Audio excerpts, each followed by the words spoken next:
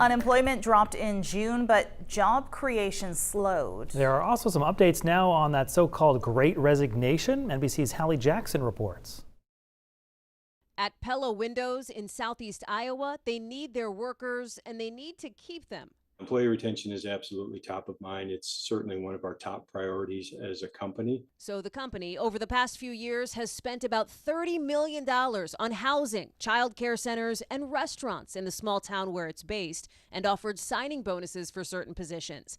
Now the company says retention rates are up 36% from the year before. We have the team members that we need at this point moving forward as compared to the high demand and needs during the pandemic. Pella is clearly not alone.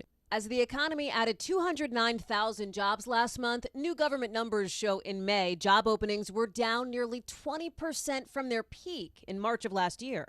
And while some 4 million people quit their jobs in May, that number's also trending down 11% from its pandemic peak.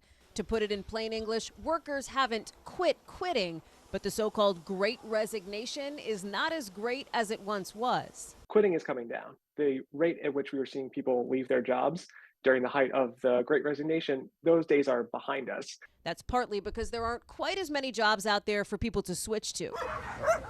And some workers, they're just happy where they are.